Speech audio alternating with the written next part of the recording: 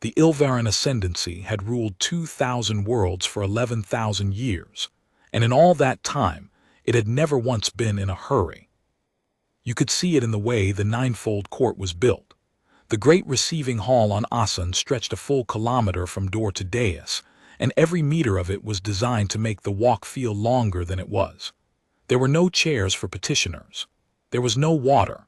There were no clocks, because clocks implied that somebody's time mattered, and in the ninefold court only one being's time mattered, and he was rarely present. The Ascendancy did not conquer worlds so much as outlast them. It arrived, it made an offer, and it waited a generation while the world's population learned what the alternative looked like. When the world finally signed, the Ascendancy did not celebrate. It added a line to a ledger, assigned a tributary grade, and moved on. Earth had signed 42 years ago.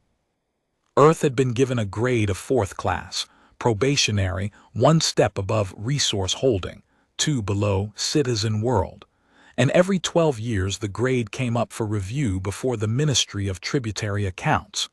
12 years was nothing to the Ilvarans. 12 years was a long inhale. For the human delegation, 12 years was most of a career. The legation of Earth occupied 3 rooms on the 91st floor of the Tributary Annex, a building the Ilvarans had constructed specifically to house the representatives of worlds they did not respect. The elevators worked 4 days in 7. The heating was set to Ilvaran comfort, so the humans wore coats indoors. On the morning that everything changed, Wren Callaghan was in the smallest of those 3 rooms, sitting cross-legged on the floor because there were not enough chairs, reconciling 400 years of shipping manifests against a treaty schedule that had been translated 3 times badly. She was 23 years old. She was not tall. She had brown hair that she wore short because long hair was a nuisance, and a face that people described, when they described it at all, as pleasant. Her official title was Junior Attaché, Archival Reconciliation, which meant she was the person who found the errors in documents nobody else wanted to read. She was extremely good at it. In 14 months on Asan, she had found 106 discrepancies in the tributary ledgers, and she had corrected all 106, including the 16 that had been in Earth's favor, because her grandfather had once told her that a person who cheats when it helps them will be believed by no one when it doesn't. Nobody in the legation knew who her grandfather was. She had not lied about it. The forms did not ask, and so she had not said. Her hands were the only thing about her that did not match the rest. If you looked, and no one looked, you would have seen that the calluses were wrong for a clerk. They were not on the middle finger where a pen rests. They lay across the base of the fingers, both hands, in a band, and along the heel of the right palm, and there was an old white line down the outside of the left forearm that was not a scar from any office. Nobody looked.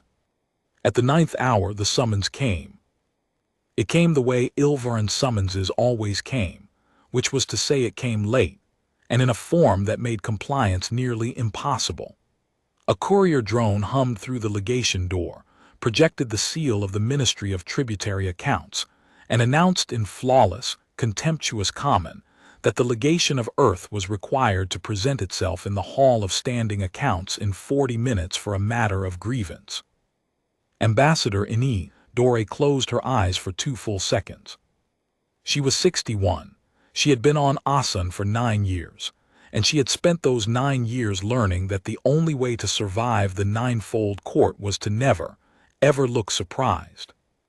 Grievance, she said, not review grievance. That's what it said Perrin Vole, the second secretary, already pulling on his coat. A grievance is a different chapter of the treaty. Dore was moving now fast. Wren, the concordance text, chapter 11, all the annexes, now. Wren had the files in her arms before Dore finished the sentence, because she had read chapter 11 times, and she knew something she did not say out loud, that chapter 11 contained a mechanism no human had thought about in 4 decades. Ambassador, she said quietly, Chapter 11, Article 6. I know what's in Article 6. Do you know where Blade of Record Kell is? Dory stopped walking. The legation of Earth, like every legation in the Ascendancy, was required by treaty to maintain a blade of record, one individual on the diplomatic roll, sworn and registered, who could answer a formal grievance under Ilvaran law if it could not be settled by argument.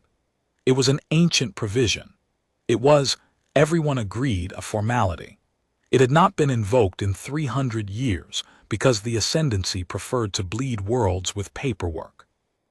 Earth's blade of record was Marius Kell, 68 years old, a former Olympic saber fencer with a titanium knee, and a pension he was very much looking forward to.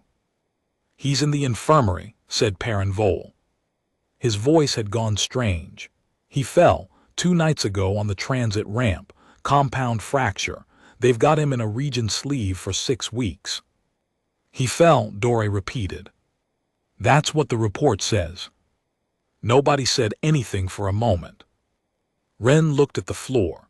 She thought about the transit ramp. She walked it every day, and about how it was one of the few places in the annex without an Ilvaran monitor, and about how a man with a titanium knee was very easy to make fall if you were tall and strong and had been waiting for the right night. 40 minutes, said the drone brightly, and hummed away. The hall of standing accounts was full. That was the first thing that told them how bad it was. Grievance hearings were dull administrative affairs held in small chambers with 2 witnesses. This one had drawn 600 Ilvarans, in the high seats, wearing the deep gray of the ministerial houses and the salt white of the old blood, and they were quiet the way a crowd is quiet when it has been told in advance that it is going to see something. The humans walked the length of the hall. It took a long time. The guardsmen along the walls were nearly 2.5 meters, silver gray, their skulls ridged with the bone crest that grew heavier with age, and they watched the humans come with the flat, patient interest of people at an aquarium. Wren walked at the back, carrying the files, eyes down, breathing slow, and she counted her steps, because counting kept her hands from shaking. Her grandfather had taught her that, not the counting itself, the reason for it. "You are going to be afraid," he had said in the barn in the rain when she was 11. "Everyone is afraid. The trick is not to stop being afraid. The trick is to give the fear a job. Give it something to hold. Let it count." She counted 411 steps to the rail. At the front of the hall was a raised floor of white stone, perfectly round, 12 meters across, set into the black like a coin dropped into a well. There was a low rail around it, and a channel cut into the rail, and the channel was full of coarse white crystal. Salt. Wren's stomach went cold and quiet. She had known what that was since she was 13. Since the night she went into her grandfather's study looking for a book and found instead a folder, and in the folder a photograph. A round white floor with a channel of salt around it, and a young man standing on it with a blade in his hand and a look on his face like something in him had just died. The floor of salt. They were not here for a grievance. They were here for a HFY. He introduced himself as Lord Sayan Sarvech, Minister of Tributary Accounts, third voice of the ninefold court, and he did it standing, which was itself an insult, because a minister who intended to be brief did not stand. "The legation of Earth," he said, "has entered a false statement into the tributary ledger." "The legation of Earth has entered no false statement," Dory said evenly, "if the minister will specify." Ledger 419, the reconciliation of the Kepler Reach shipping manifests. Sarvech's crest was pale, almost white, and he had the long, elegant hands of the very old blood. "Your legation submitted a correction asserting that the Ascendancy has, for 11 years, undercounted its own tribute obligations by 406,000 standard units, in the Ascendancy's favor." There was a soft sound through the hall, not laughter, something worse, interest. "That correction is accurate," Dory said. "It is an accusation of theft, against the Ministry of Tributary Accounts. It is an arithmetic correction. Against the ministry, Sarvech let the word sit, made in writing, entered into the permanent ledger, signed. He turned then, and he looked past Dore, past Vole, past all of them, and he looked directly at Wren Callaghan, and he smiled the way Ilvaran smiled, which is to say he did not move his mouth at all, but the third eyelid slid halfway across each eye and stayed there. Signed, he said, by a clerk asterisk. And that was when Wren understood. The correction had been hers. Of course it had. She had found it 3 weeks ago, a rounding convention applied inconsistently across a decade, compounding quietly in a direction that just happened to benefit the ministry.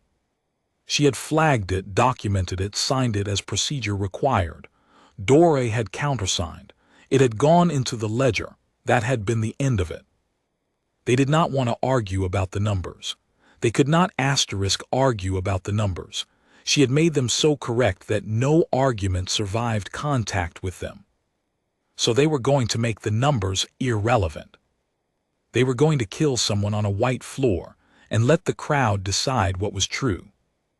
Under Chapter 11, Article 6 of the Concordance of Tributes, said Lord Sayan Sarvech, in the voice of a man reading a shopping list, the ministry declares grievance of honor against the legation of earth and calls the Kithri.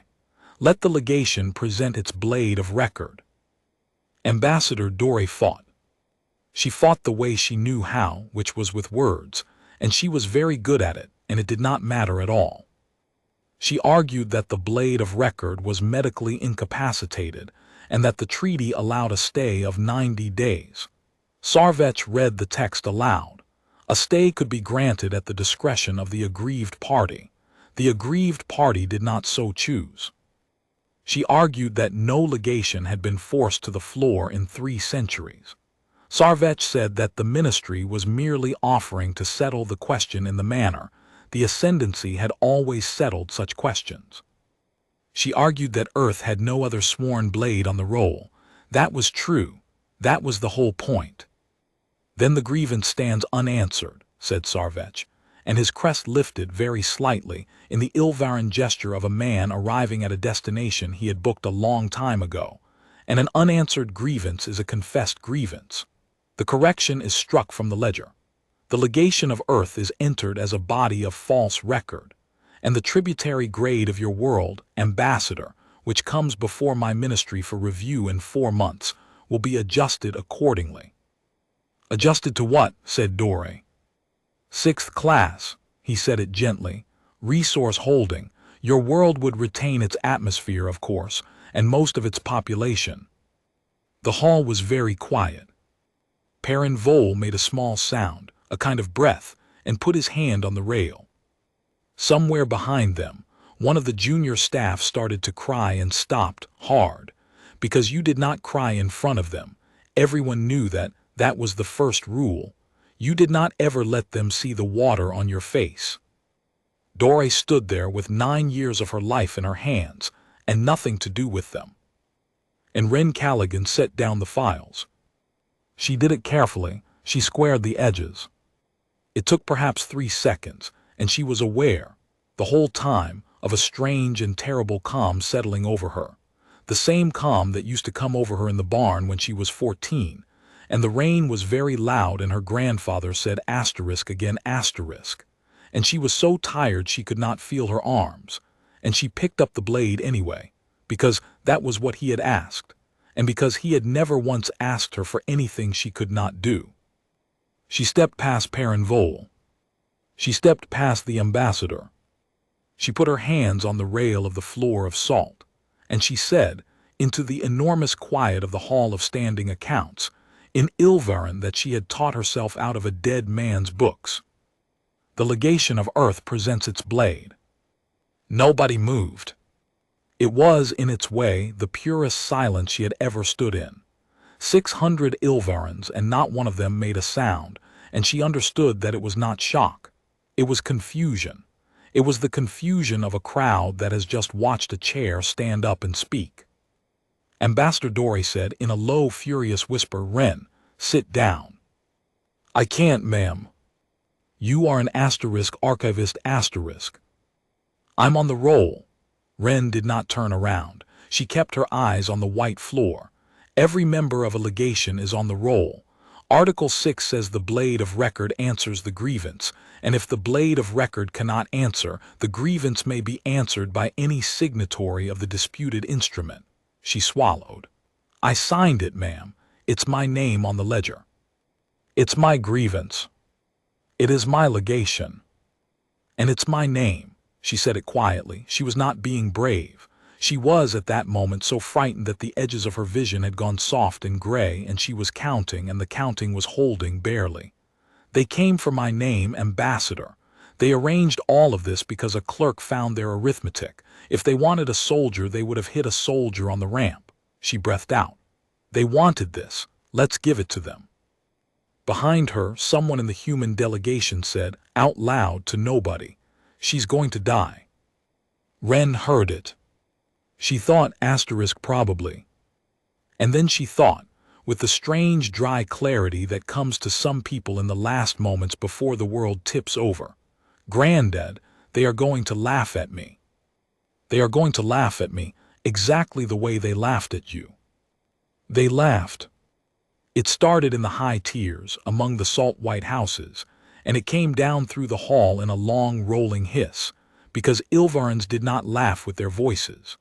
They laughed with breath, through the ridged plates of the throat, a sound like sand pouring, and 600 of them doing it at once was a sound Wren Callaghan would hear in her sleep for the rest of her life. Lord Sayan Sarvech let it run. He let it run a good long while. Then he raised one hand, and the sand stopped pouring, and he looked down at the small human woman gripping the rail of the floor of salt, and he said, with what an outside observer might almost have mistaken for kindness, "Child, do you know what this is?" "Yes, my lord."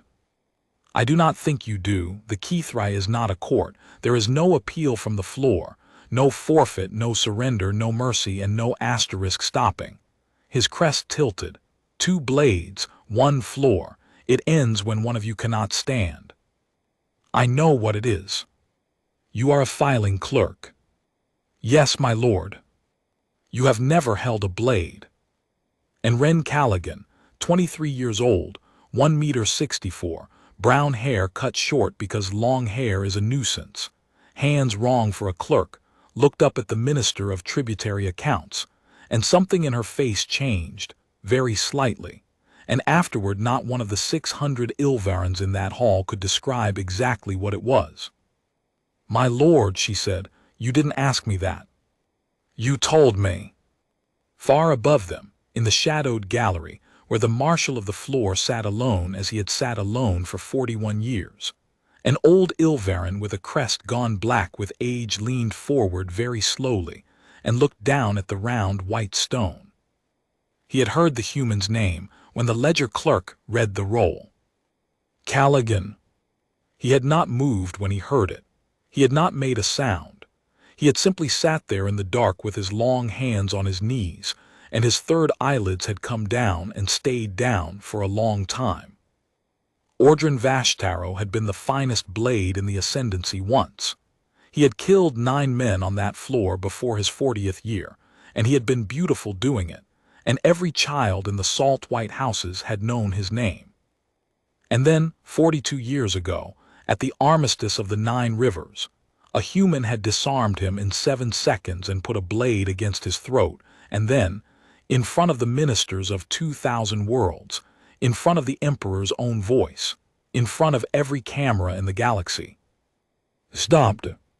The marshal of the floor sat in the dark and watched the granddaughter grip the rail. And for the first time in 4 decades, in a place under his ribs he had thought was scar tissue all the way through, Ordrin Vashtaro felt something move. The Kithrai was set for the dawn of the 3rd day. That was not mercy. That was procedure. The floor of salt had to be blessed, the blades drawn from the marshal's vault and weighed and matched, the witnesses summoned from the 9 houses. The Ascendancy did not rush its rituals any more than it rushed its wars. It gave Wren Callaghan 58 hours. They took her back to the annex in a sealed transport, and nobody spoke. And when the doors opened, Ambassador Dore walked straight into the small room where Wren slept and sat down on the edge of the cot and put her face in her hands. "I have to send a message to Geneva tonight," Dore said, "telling them that in 3 days a 23-year-old archivist is going to be cut in half on live feed in front of 2,000 worlds, and that I let it happen." She lifted her head. Her eyes were red and absolutely dry. "There is still a way out. If you withdraw before the salt is laid, the grievance falls to me. I can stand on that floor. You'd be dead in 4 seconds. "Yes," said Dore, "but I would be 61, and I would have had a life, and I would not have to write a letter to a family in the Wend Valley explaining that their girl volunteered."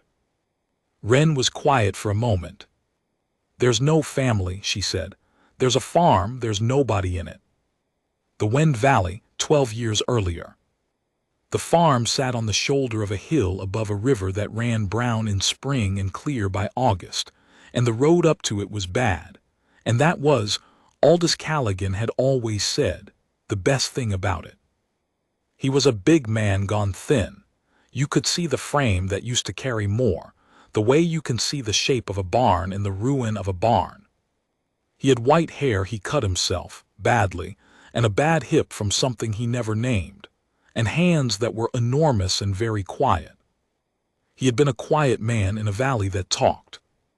Wren was 11 the summer her parents' shuttle came down over the Barents Sea, and she arrived at the farm in October with 1 bag and a coat that did not fit, and a silence in her that frightened the social worker who drove her up.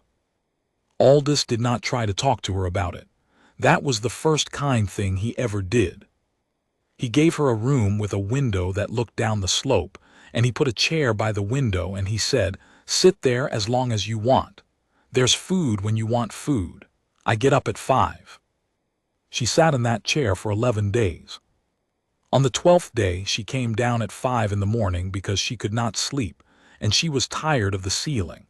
And she found him in the barn with the doors open to the black, and the rain coming in sideways, standing perfectly still in the middle of the floor with his eyes closed. He did not have a blade, he did not have anything. He was just standing. She watched him for a long time. He did not move. The rain came down, and she felt obscurely that she was seeing something, that this was not nothing, that something enormous was happening in the middle of that empty barn, and she could not see the edges of it. After a while he opened his eyes. "That's the whole thing," he said, as if they had been in the middle of a conversation. "Everything else is decoration." "What is?" Standing, he wiped rain out of his eyebrows. "You want to learn it." And Wren Callaghan, 11 years old, orphan, silent, with a hole in her chest where the whole world used to be, said the first full sentence she had said in 3 weeks. She said, "Is it hard?" And her grandfather laughed a real laugh, the first she'd heard from him, and said, "It's the hardest thing there is." He did not let her touch a blade for a year. She was furious about it. That was the thing nobody ever understood about the training afterward when it mattered. It was not a montage. It was not a girl in a barn spinning steel in the golden hour. It was a year of standing. He taught her to stand. Feet, knees, hips, spine, the line of the neck. He would push her gently in the shoulder and she would fall over, and he would say again, and she would set herself and he would push her again and she would fall over again. For weeks. Until one day in the spring she did not fall over, and she looked up at him in complete astonishment, and he said, "There," and went to fix the fence, and that was the entire celebration. He taught her to breathe. Not deep breathing. He had contempt for deep breathing. Anybody can breathe deep in a barn, he said. Can you breathe when a thing is coming at your face? He threw a rolled-up sock at her head without warning during chores, at breakfast, in the middle of a sentence for 2 solid months, until she stopped flinching. Then he started throwing an apple. He taught her to count. 7 seconds, he told her, on the slope behind the barn on the first warm evening of her 2nd year. She was 12. The wild strawberries were coming in. They grew all over that slope, tiny and ridiculous and sweet, and picking them was the closest thing to a holiday the farm had. Every fight that has ever mattered was decided in 7 seconds, he said. Everything after that is bookkeeping. She was lying on her back in the grass with a strawberry in her mouth. That's not true, she said, because she was 12 and it was her job to say that. Boxers go 12 rounds. Boxers are being paid. I'm talking about a fight where somebody dies. He said it without any weight at all, the way you'd say I'm talking about a fence post asterisk. In a real one, both people know how it ends before the 7th second. One of them just doesn't accept it yet. So what happens after the 7th second? Bookkeeping asterisk, he said, and bookkeeping is where you get killed. She learned the blade in the 2nd year. It was a training weapon, wooden, weighted with lead in the tang, so it hung like the real thing, and it was too heavy for her and he did not make it lighter. Why is it so heavy? Because a real one is heavy, and I am not going to teach you a beautiful thing that only works if the world is nice to you. That was the sentence, she thought later, that explained her grandfather completely. He taught her the Ilvaran forms. Not human fencing, not saber, not épée, none of the sports she'd seen on the feeds. He taught her the asterisk Kithran asterisk, the long single-edged hand-and-a-half blade of the Ascendancy, and the 12 standing positions of the Kithri, and their names in Ilvaran, which she learned to pronounce before she learned to read. She did not think about it. She was 12. Children accept the shape of the world they are handed. It did not occur to her for years that it was extraordinary that a retired old man in a wet valley on earth knew the sword forms of an alien empire the way a priest knows a psalm. He drilled her in the 11 openings and the 9 answers. He drilled her in the asterisk Sealith asterisk, the half-step, which is the entire secret of the Ilvaran art and which no human body is shaped correctly to perform. So he taught her a different way to do it, a way that used the human knee, which bends where an Ilvaran's does not. You are not going to beat them at their thing, he said. You are going to beat them at your asterisk thing in the middle of their thing, while they are still admiring their own footwork. And he taught her the reach problem. He was 2 meters tall and he made her fight him from her knees, from a crouch, from below, over and over for 2 years, and she hated it. And she got very, very good at the underneath. Every one of them will be taller than you, he said. Every single one, forever. So stop grieving about it and learn to live down here. And he taught her the thing that mattered. It began in the 4th year when she was 15, and it began because she won. They were in the barn. It was February, and so cold that the water in the trough had a skin on it. And she came at him out of a bad position with a feint she had been building for 8 months without telling him, and it worked, and the wooden blade came around and stopped a handspan from the side of his neck. Wren was so happy she could not breathe. She had just beaten Aldous Callaghan for the first time in 4 years, and she was grinning like a lunatic and shaking, and she looked at his face expecting to see. She never knew what she expected to see. What she saw was grief. He stepped back. He set his blade against the wall. He sat down on the milking stool slowly, the way he did when the hip was bad, and he looked at his granddaughter for a long moment. Then he said, "You didn't stop." "What?" "You didn't stop, you arrived." He tapped the side of his own neck. "The blade came here and it ran out of road. That's not stopping, that's the wall stopping it." "It's the same thing." "It is not remotely the same thing," said her grandfather, and there was something in his voice she had never heard before, and she stopped talking. "Wren, listen to me. Anybody can finish. A dog can finish. Every idiot who ever picked up a stick could finish. That's why we're all so proud of it, because it's asterisk easy asterisk." He leaned forward. "The whole art, the entire art, the only part of it that is worth 1 hour of your life is in the stopping. Not in being unable to go on. in being able to and not going. Why?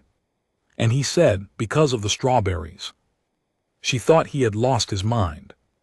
He got up, and he took her out of the barn in February in the cold, and he walked her up the slope behind the house to where the ground was frozen, and there was nothing there at all, just brown grass and old snow.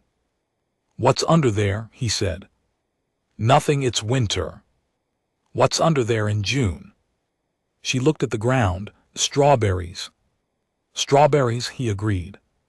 "About 1,000,000 of them, and they're stupid, and they're the size of a fingernail, and it takes 40 minutes of stooping to fill a cup, and they are the best thing on this planet, and you know it." He stood there in the cold with his hands in his pockets. When you stop, that's what you're stopping for asterisk. Not for him, not for mercy, and not to be a good person, and not because some priest said so. You stop because a world where you stopped still has all of this in it, and a world where you didn't doesn't. Not for him. For you. You have to be able to come back down this hill and eat the strawberries.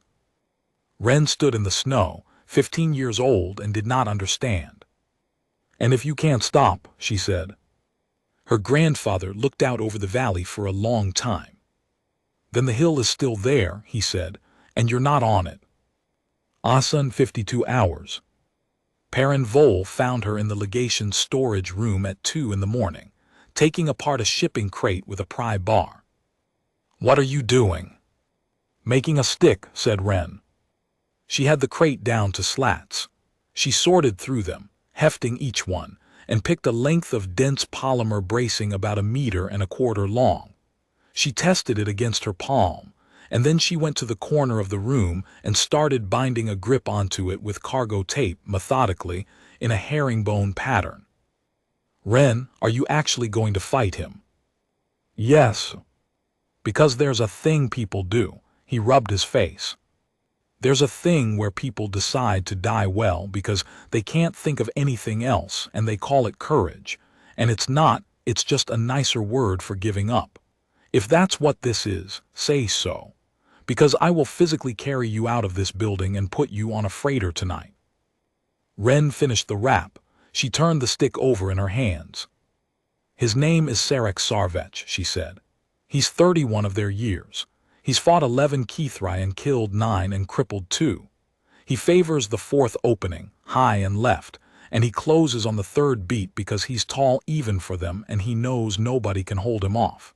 He has a habit, it's on the recordings, you can see it in 8 of the 11, where after he takes the first cut he lifts his chin. He lifts his chin asterisk, Perrin, because he likes the sound the hall makes." She looked up. "I watched all 11 of his fights this evening. I watched them twice." Vole stared at her. "When did you learn to talk like that?" he said. Wren looked down at the taped grip in her hands. Something happened around her mouth that was almost a smile and was not quite. "February," she said. "A lot of Februaries." The recordings had told her something else too, though she did not say it to Perrin Vole. She had gone through the Ascendancy's public archive that night, the one Earth's legation had full and legal access to, the one nobody in the legation ever used because it was 800 million hours of ceremonial footage in a language they read badly. Wren read it perfectly. She had searched Sarek Sarvech. She had watched him kill 9 people. And then, because her hands were shaking and she needed to do something with them, she had typed a different name into the archive. Not her grandfather's. She had tried that when she was 17 and found nothing, because the Ascendancy did not keep records of humans by name. She typed Ordrin Vashtaro. 40,000 results. He had been for 20 years the most famous swordsman in the Ilvaran Ascendancy, the Emperor's Blade, the 9th of the floor, 9 kills, undefeated, a face on coins. She sorted the results by date. And they stopped. The whole avalanche of a public life stopped in a single week 42 years ago, and after that week there was almost nothing. An appointment as marshal of the floor, which she understood at once was a burial with a salary, 4 decades of ceremonial entries, and one notation, repeated in the margin of every official mention of his name for 42 years, of a word she had to look up. Vashon. The archive gave the modern definition, without hesitation. Vashon edge, archaic, now pejorative, of one who flinched, of the blade that was not finished, of a life that was given and therefore is not owned. See shame inherited, see debt unpayable. Wren sat in the dark of the legation at 4 in the morning with the taped stick across her knees, and she scrolled back to that week, 42 years ago, and she found the footage. The armistice of the 9 rivers, a white floor, a channel of salt. And a young man, a human, 26 years old, dark-haired, too thin, with hands that were already too big for the rest of him, standing where he should not have been able to stand, in front of the greatest blade in the Ascendancy, in the 5th year of a war Earth had been losing so badly that the armistice was less a treaty than a receipt. Wren watched her grandfather kill nobody. It took 7 seconds. She counted them. She counted them the way he taught her, and they were all there, every one, the standing and the breathing and the underneath, and the human knee bending where an Ilvaran's would not. She could see the whole barn in it. 12 years of a cold valley folded into 7 seconds on an alien floor before she had even been born.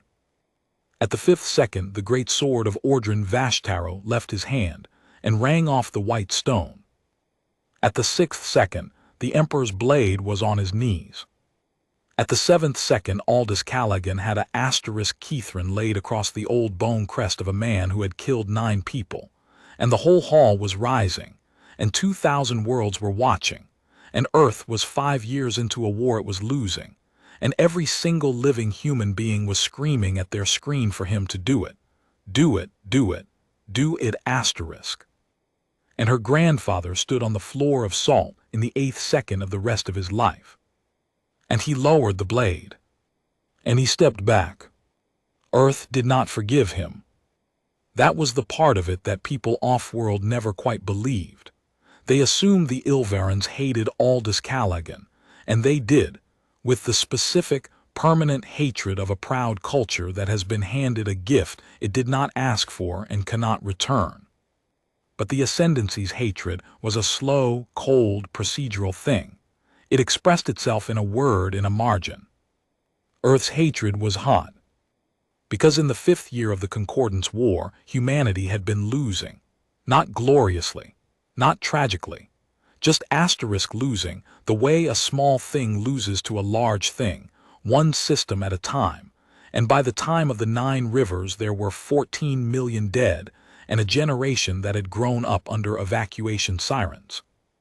And then a 26-year-old naval boarding officer from a wet valley on a wet planet had walked onto a white floor with an alien sword, and for 7 impossible seconds, humanity had asterisk won something. They had watched him take the Emperor's blade apart.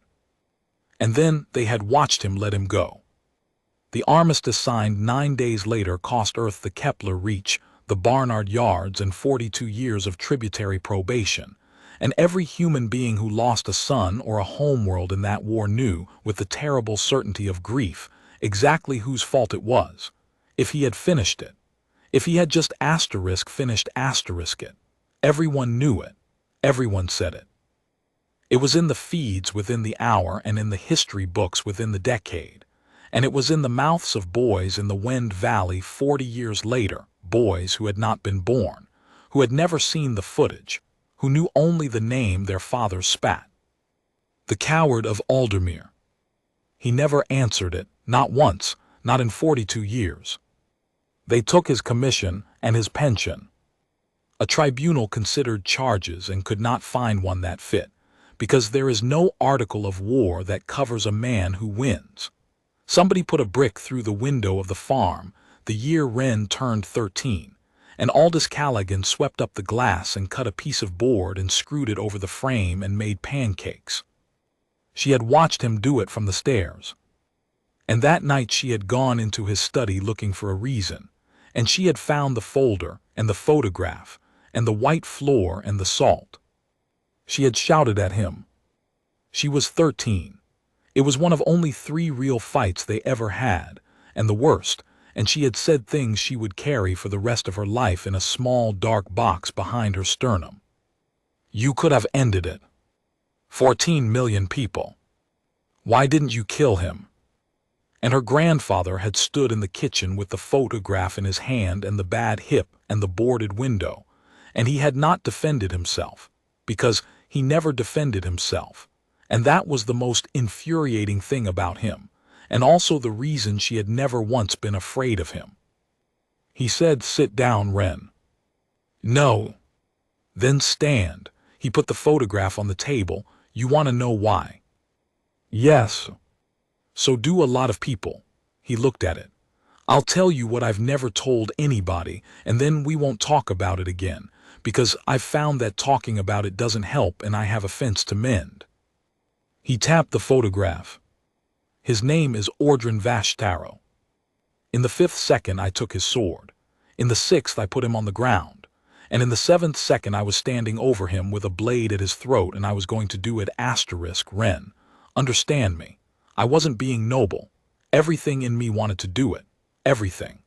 14 million people were screaming in my ear, and I could feel his pulse through the steel, and I have never in my life wanted anything the way I wanted that. "Then why asterisk?"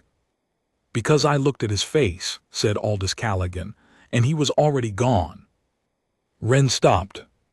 He was kneeling on that floor in front of 2,000 worlds, and he had lost, and I could see it in his eyes, that in his culture the losing was the death. The blade was just the paperwork. He rubbed his thumb across the photograph. So I asked myself what the blade actually buys, and the answer was, nothing. It buys me a corpse and a war that never ends, because you cannot kill the emperor's blade on his own holy floor and then ask his people to sign anything ever. They'd have burned Earth to a cinder and called it a funeral asterisk. That's not why you did it. He looked up at her sharply, and for a moment she thought she'd gone too far.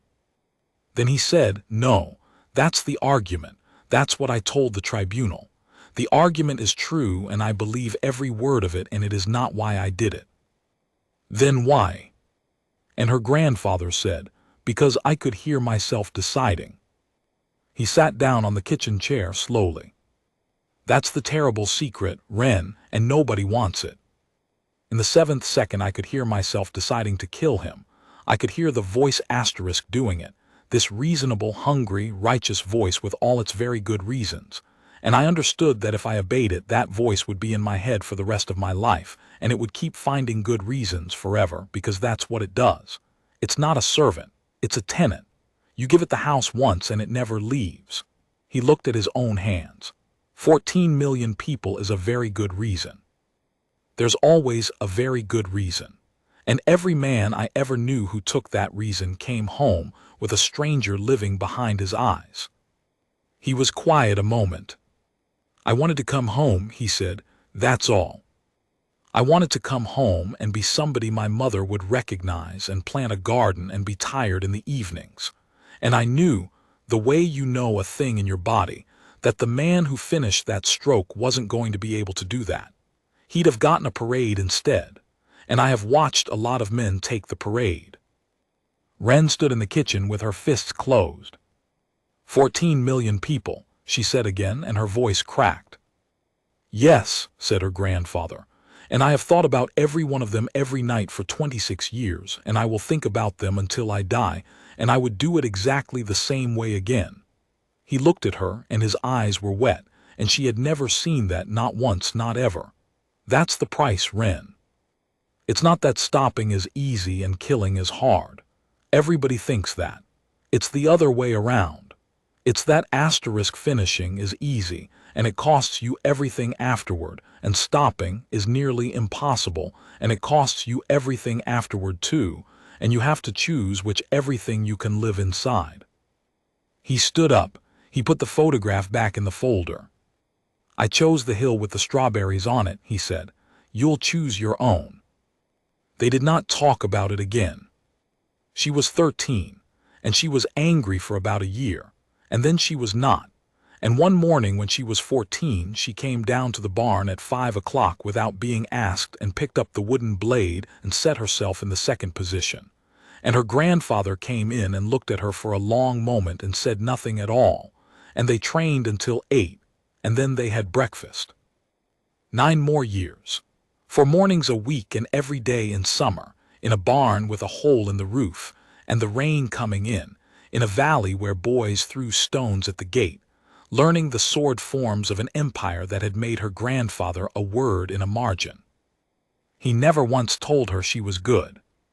He told her she was asterisk not finished asterisk, which was, she came to learn, the highest thing he said to anyone. And on the last real morning, the one in April when he was 78 and the hip was so bad he could barely stand, and he came out to the barn anyway because she had asked him to check her asterisk sealeth. He watched her run the form twice, and then sat down on the milking stool and said, quite calmly, "You're better than I was." Wren lowered the blade. "Don't. I'm not being nice. I'm being accurate. I'm an old man and I've stopped having time for the other thing." He gestured at her with one enormous hand. "You're faster than I was at your age, and you learned the underneath 20 years earlier, and you've got the one thing I never had, which is that you're asterisk frightened and you've made friends with it. I was never frightened. That's not a virtue, Wren. That's a hole. It made me lazy for 30 years, and it nearly got me killed at the 9 Rivers." He smiled a little. "You'll never be lazy. You're too scared." "That's the worst compliment anybody has ever given anyone." "It's the only one I've got," he said. "Go pick the strawberries. They're early this year." Son, 31 hours. The marshal of the floor came to the tributary annex at the 12th hour of the second day, and the building did not know what to do with itself. He came alone. That was unheard of. The marshal of the floor was the keeper of the Kithrai and the third-ranking ceremonial officer of the ninefold court. He traveled with a retinue of 9, and he did not go to petitioners. Petitioners went to him. Ordrin Vashtaro walked into the legation of earth in a plain gray coat with a black case under his arm, and stood in a room too small for him, and too cold for the humans in it. He was very old. Wren had not been ready for that. In the archive he was a bronze statue of a man. Here he was 2.5 meters of bone and silence, the crest on his skull black and cracked at the edges the way old Ilvaran's crests went, and one of his eyes had gone milky. "The blade of earth," he said. His comment was slow and correct. "I am required to weigh the instruments before you both in the presence of a witness. It is the law." He set the case on the table. He opened it. 2 blades lay inside, in fitted gray foam. They were the asterisk Kithrin of the Kithrai, 1.1 meters of single-edged steel with a long, slightly forward-curved profile and a hand-and-a-half grip, unadorned, undecorated, the plainest weapons Wren had ever seen and the most frightening. There was no cross-guard. There was nothing to hide behind. That was the point. "They are matched to 11 grams, said Vashtaro. "Any deviation you may refuse the pairing. Look at them." Wren looked at them. And then, because there was a thing she wanted to know, she reached out and picked one up. The room went very tight. She did not do anything dramatic. She lifted it, one-handed, and let it hang, and turned her wrist perhaps 20 degrees, feeling for the point of balance, and then she took it in both hands and let the tip settle without a tremor, and stood there for a moment with the weight of it in her palms. Then she put it back in the foam, in exactly the position it had come from, and stepped back. The room breathed again. But Ordrin Vashtaro had not been watching the blade. He had been watching her hands. He stood very still. The milky eye did not move. The good one did, tracking across her fingers, her wrist, the band of callus at the base of her fingers, the old white line down the outside of her left forearm. "That mark," he said, "on your arm." Wren said, "I was 14. I dropped my guard on the 9th answer." "The 9th answer," said the marshal of the floor. "Yes." "Where did a clerk of earth learn the 9 answers of the Kithrai?" The room was silent. Ambassador Dore's eyes had gone very wide. Perrin Vole had stopped breathing. Wren Callaghan looked up at the man her grandfather had spared. "In a barn, my lord," she said. Ordrin Vashtaro stood there for what felt like a very long time. Then he closed the case slowly with both hands, and he did not say another word, and he walked out of the legation of Earth, and the humans watched him go, and not one of them ever forgot that on his way through the door, for the space of perhaps half a second, so briefly that afterward they argued about whether they had seen it. The marshal of the floor put his hand flat against the frame, and stopped and stood. The weighing was public. That was the last insult, and the ministry had arranged it beautifully.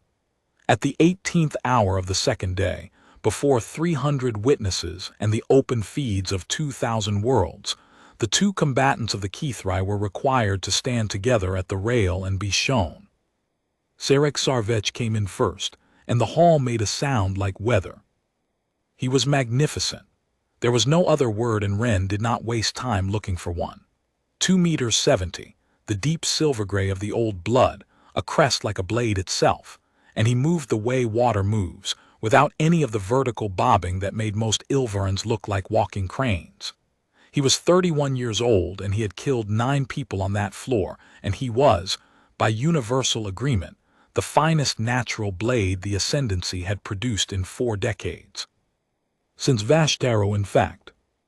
Wren came in second, in a borrowed gray coverall because the legation had nothing else that fit, and she stood at the rail with her hands folded, and the hall laughed its sand-pouring laugh. Sarek Sarvech looked down at her.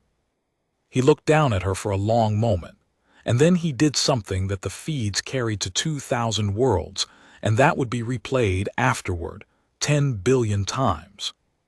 He knelt. He went down on one knee beside her, so that his enormous crested head was level with hers, and he tilted it, and he said gently, kindly, in common, so that the humans could all understand, "Little one, where would you like the cut?" The hall came apart. Wren Callaghan stood at the rail, with the noise breaking over her. She did not answer. She had learned in a barn in the rain that there was no sentence in the world worth the breath you spent on it in that moment, and that the great error of the frightened is to speak. She just looked at him. She looked at him the way she had looked at the recordings, at the shoulder, at the hip, at the long silver line of the neck, at the place where the 4th opening began, and she let her eyes rest, for exactly as long as it took him to notice, on the underside of his right wrist. Sarek Sarvech stopped smiling. He was the only one in the hall who did. She did not sleep on the last night. She had known she wouldn't, and she did not fight it. Her grandfather had told her that the night before a thing was not for sleeping, and not for training either, because whatever you did not know by that night you were never going to know, and the body could not be improved in 9 hours, but it could very easily be ruined. Do something you love, he'd said, anything. Just remind yourself what the hands are for.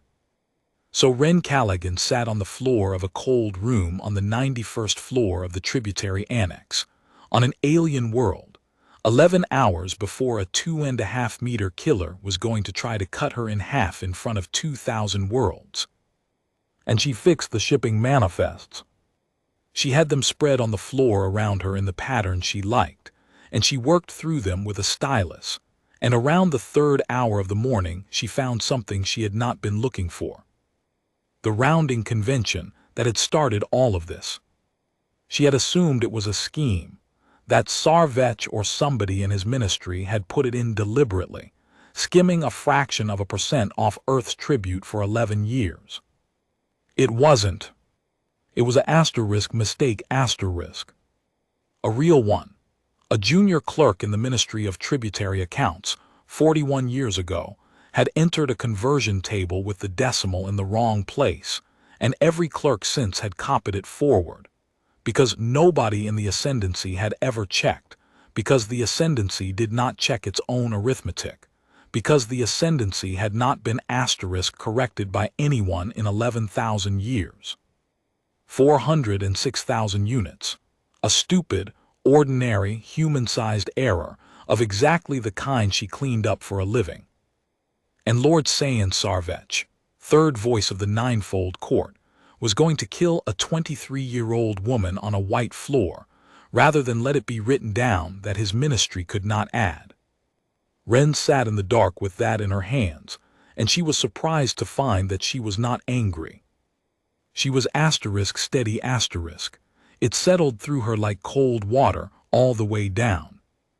Because she understood, finally and completely, what she was actually standing up against. Not evil, not even cruelty, really. Just an empire 11,000 years old that had never in its life said the words "I was wrong" and had therefore forgotten how, and had built a religion out of the forgetting and called the religion honor and laid salt around it. They can't stop, she thought. And then, with a jolt that went through her whole body and left her sitting perfectly upright in the dark. That's what he was telling them. 42 years ago, that's what he did. He didn't spare Ordrin Vashtaro. He showed 2,000 worlds, a thing they physically could not do. And they hated him for it, because you always hate the man who shows you the door you can't walk through. Wren Callaghan put her head back against the cold wall of the tributary annex and laughed, once quietly in the dark, and there were tears running down her face, and she let them, because there was nobody there to see the water. "Granddad," she said, out loud to nobody, on a planet 1,100 light-years from the Wind Valley. "You absolute lunatic." He had died on a Tuesday in April. She was 22. She had already been accepted to the diplomatic service. She had applied on a whim she never fully explained to herself, ticking the box for Ilvaran language proficiency and then having to prove it 3 times because the examiners assumed the file was a mistake, and she had not yet told him. She had wanted to tell him properly. There was never a good moment, and then there were no more moments. It was not dramatic. He had been dying slowly for 2 years, in the way of very old men who have used their bodies hard, and on the Tuesday he was tired and did not want to get up, and by the evening he could not really finish a sentence. She got him into the wheelchair anyway, because he wanted to go up the slope. The chair could not take the ground. She got him 15 meters and then it bogged in the wet grass and would not move, and Aldous Callaghan, 79 years old and weighing almost nothing, started laughing at her. So she carried him. She was 1.64 meters and she was strong in a way nobody would ever guess from looking at her, and she got her shoulder under his arm and walked her grandfather up the slope behind the barn 1 step at a time, both of them swearing at each other, and she put him down in the grass at the top with his back against the fence post. It was the first warm evening of the year. The strawberries were coming in, tiny, ridiculous sweet. They sat there. The valley went blue and then gray. He didn't talk much. The talking was mostly gone by then. But at one point, he reached over and put his enormous hand flat on the ground beside him, and he pressed his palm into the grass, and he said something she did not understand for another year. He said, "It's all still here." And she said, "Yes, Granddad." And he said, "I didn't know if it would be." She sat with him a while longer. Then, because she wanted to hear him say something true one more time and she did not know how to ask for it, she said, "Granddad, was it worth it?" And Aldous Callaghan, the Coward of Aldermere, the man in the margin, the word the Ascendancy used for shame, turned his head and looked at his granddaughter in the long blue evening and said, "Wren, I've had 42 years of this." He tapped the ground. He had none, he said. That's the whole ledger. That's the only entry in it. She did not understand it then. She thought he was talking about the man he'd spared in some pitying way, the way you might feel sorry for a man in prison. She understood it on the floor of a cold room on Asan, 11 hours before a Kithrai, with the shipping manifest spread around her and the tears drying on her face. He had not been pitying him. He had been keeping a ** ledger. I got 42 years of strawberries and a wet valley and a girl in the barn at 5 in the morning. He got 42 years of being the man who was spared. And they call me the coward. Aldous Callaghan died a little after 9 that night with his back against a fence post and his hand flat on the ground. He did not say anything memorable at the end. He said, "I'm cold," and she got the blanket, and then he was gone, and she sat there with him until the stars came out because she could not think of a single reason to move. Nobody came to the funeral except the woman from the co-op and the man who fixed the tractor. Wren Callaghan buried her grandfather at the top of the slope, in the wild strawberries, 40 meters from the barn where he had taught her to stand. And then she sold nothing, and locked nothing, and left the doors as they were, and went to the stars. Ascendancy. They came for her at the 6th hour. The Hall of Standing Accounts held 9,000 that morning. They had opened the upper tiers, which had not been opened in 90 years. They had strung the feed to 2,000 worlds, and on Earth it was the middle of the night, and 4 billion people were awake. The floor of salt had been prepared. The channel had been filled that morning from the 9-fold jars, and the salt was so white it hurt to look at. The salt was not decoration. Wren knew what it was for. She had read the commentaries at 15, out of a book her grandfather kept behind the flour tin. Salt was laid around the HFY because salt is what you put on a wound, and because salt is what you sow in a field when you never want anything to grow there again. The channel meant, what happens here does not heal, and nothing will ever grow from it.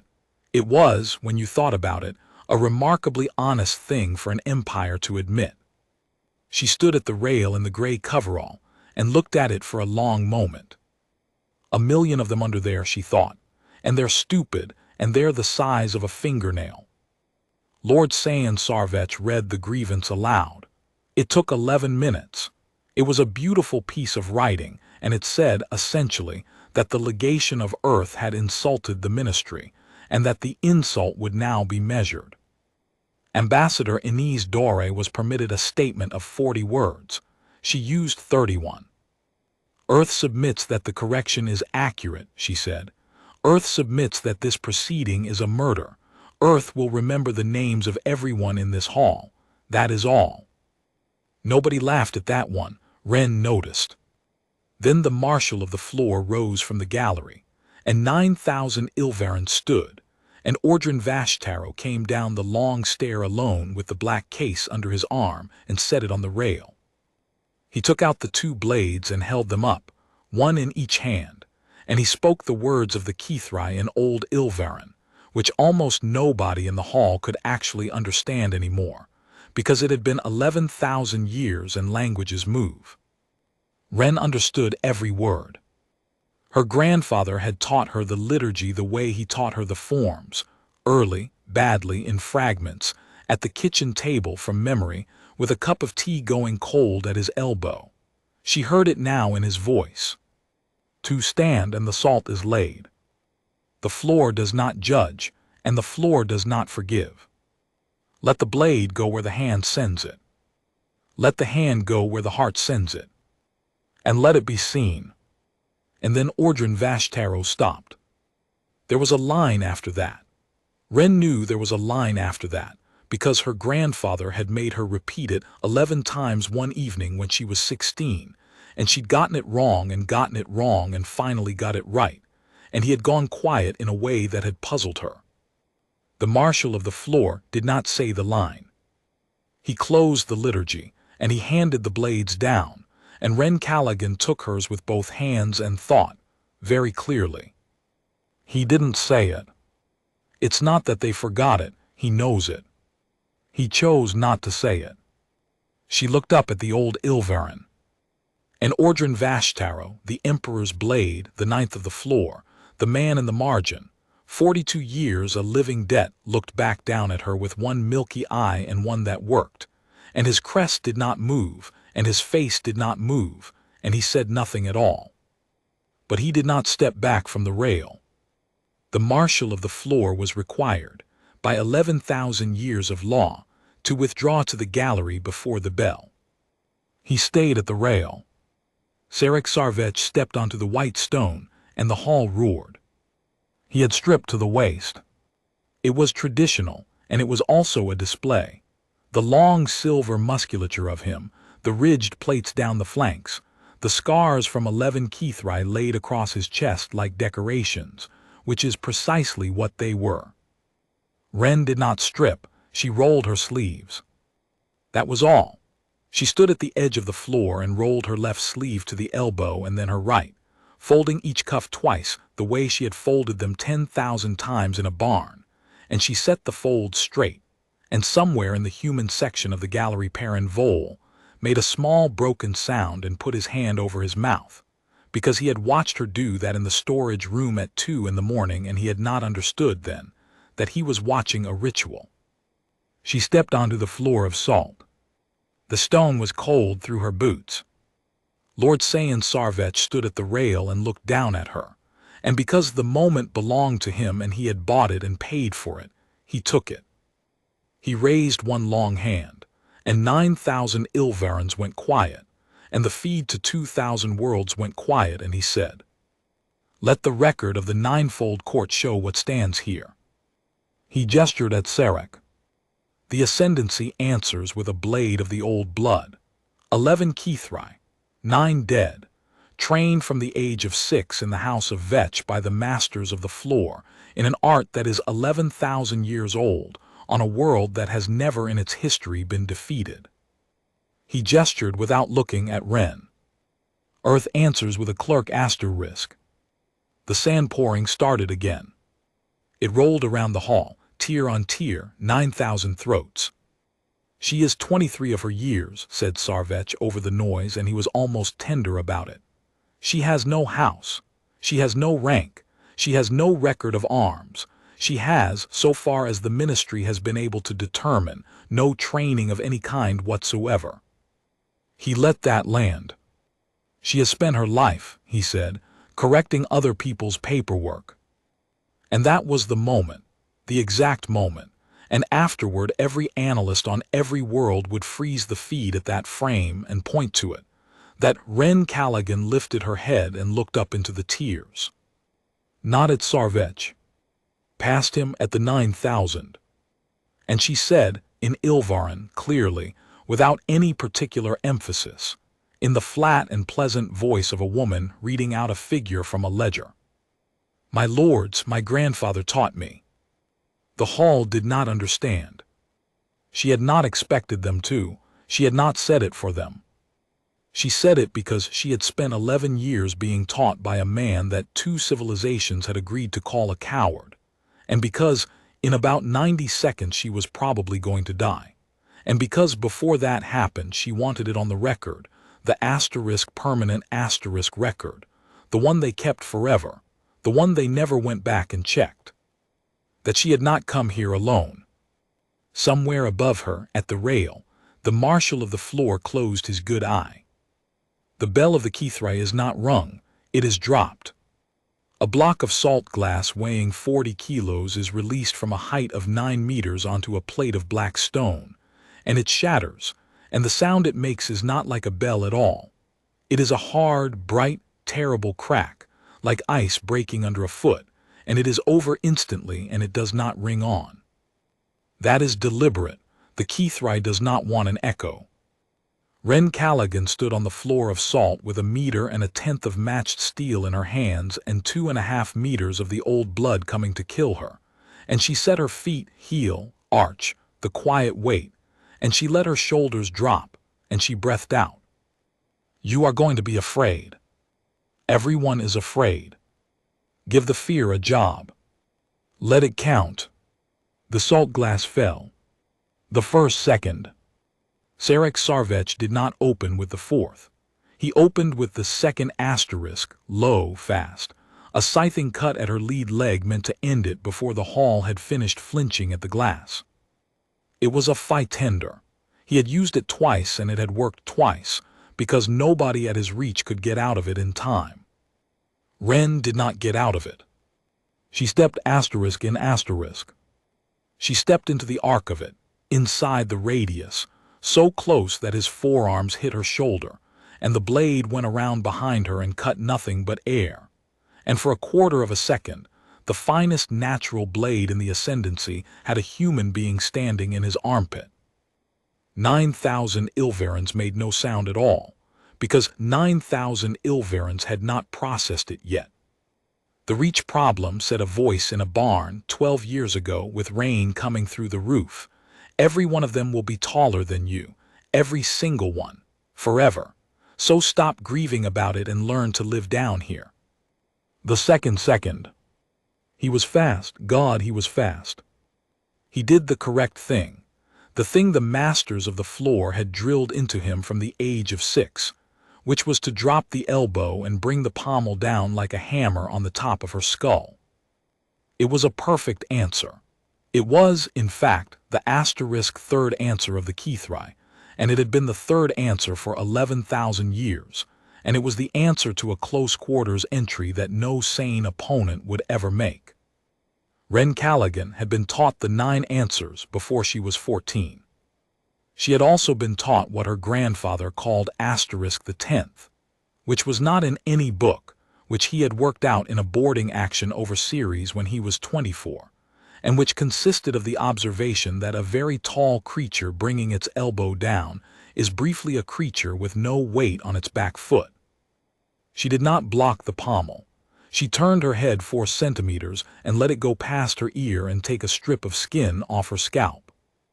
And she put her shoulder into his hip. The second. Sarek Sarvech stumbled. It was not a fall.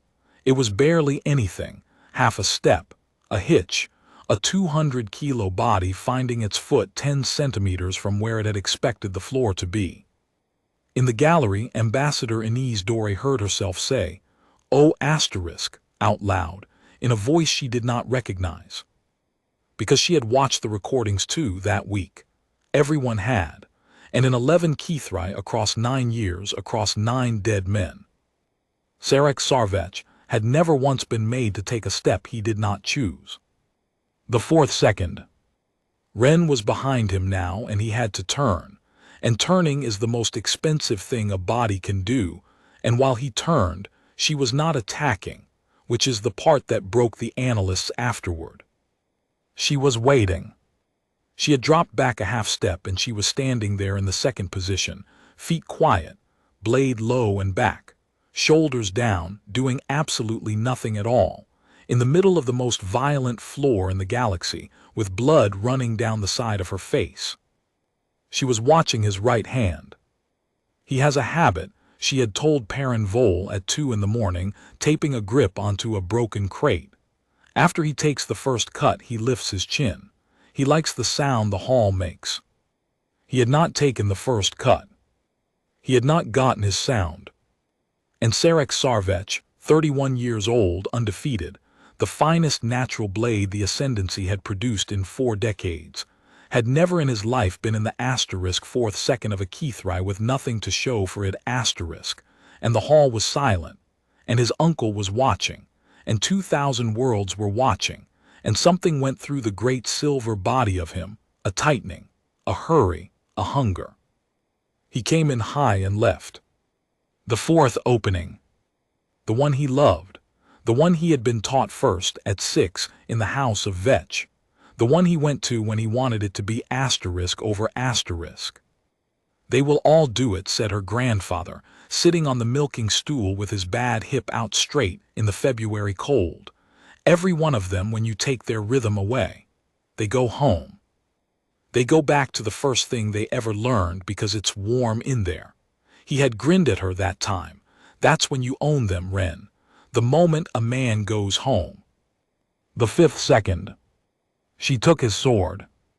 Later, they slowed the feed to a 2,000th of a second, and the finest weapon masters of 11 civilizations argued about it for a year, and this is what they eventually agreed had happened. As the 4th opening came down, Wren Callaghan did not parry it. A parry meets force with force, and she massed 61 kilograms and he massed 211, and a parry would have driven her own blade into her own skull. Instead, she performed a asterisk sealeth, the half-step, the heart of the Ilvaran art, the movement no human body is shaped correctly to perform, except that she did it on a human knee, which bends where an Ilvaran's does not, and so she did it lower and later than any Ilvaran in 11,000 years had ever been able to. She was not there when the cut arrived. She was underneath it, rising, with the flat of her blade already sliding along the underside of his right wrist. And she did not cut the wrist. She lifted asterisk it, took the whole weight of his descending arm on the flat of the steel, and let his own committed force carry the arm up and over, and past the point where the tendons of an Ilvaran hand can hold a grip. The asterisk Kithrin of Sarek Sarvech left his fingers. It went up. It turned over twice in the light, very slowly, the way things do. And it came down on the white stone of the floor of salt and rang. The 6th second. 9,000 Ilvarans came out of their seats. Not cheering. There was no cheering. It was a sound the Hall of Standing Accounts had never made, a vast, ragged animal intake, the sound of an empire 11,000 years old discovering, all at once, that it had not known something. Sarek Sarvech went down on one knee. He did not choose to. His arm had been taken through an arc his shoulder was not built for, and the leg went out from under him, and he landed hard on the cold stone, empty-handed in front of his uncle and his house and his gods.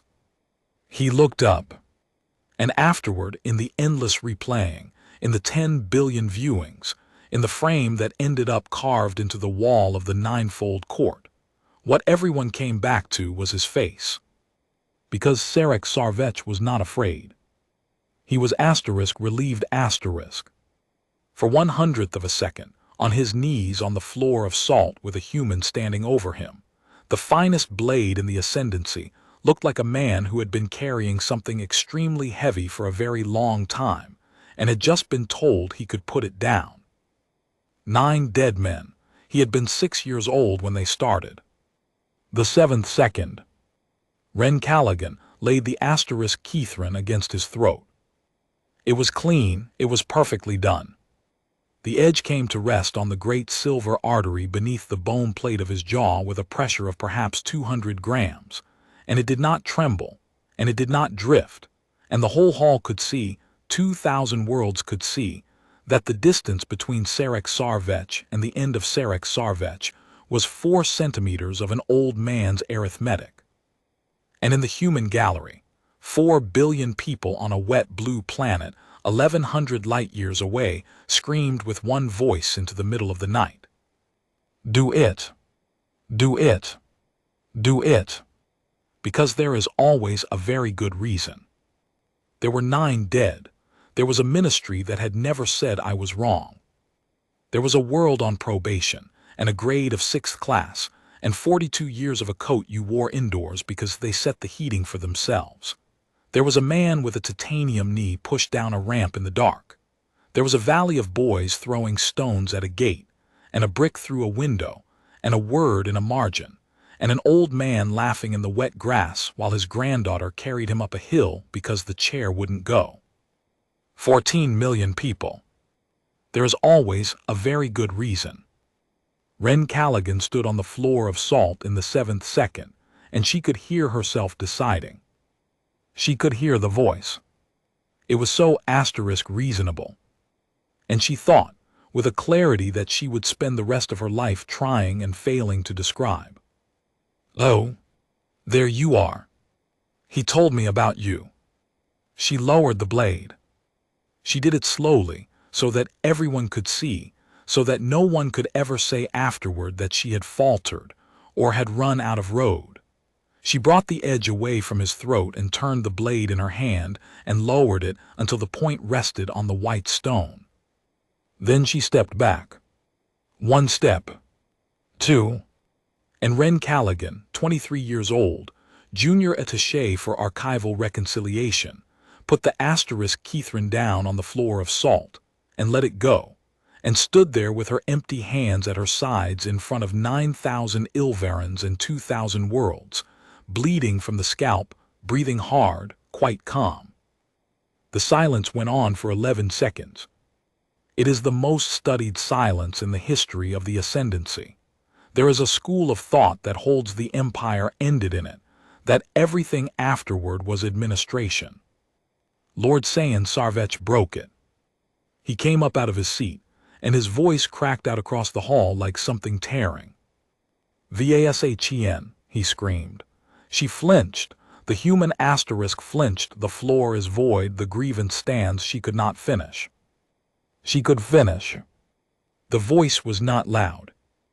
It was very old, and it was slow, and it came from the rail of the floor of salt, where the marshal of the floor had refused to withdraw, and every single being in that hall stopped moving. Ordrin Vashtaro stepped onto the white stone. He had not stood on it in 42 years. He walked out to the middle of it, past the kneeling boy, past the small bleeding human, and he bent, slowly, with the terrible dignity of the very old, and he picked up the blade she had set down. He held it up. "There is a line," said the marshal of the floor, "at the end of the liturgy of the Kithrai, in the old tongue. I did not speak it this morning. I have not spoken it in 42 years because I was a coward and because I hoped that no one else would ever be strong enough to make me." The hall did not breathe. "You all believe," said Ordrin Vashtaro. "That asterisk Vashen means the one who flinched." He turned slowly on the floor of salt and looked up at the 9,000. "It does not. It has not for 6,000 years, and it never did before that. It is an old word, and we have worn it out with our mouths." His crest lifted. "Vashen asterisk, my lords, in the tongue our fathers wrote the Kithrai in, means the one who held. The one who arrived and was able and held.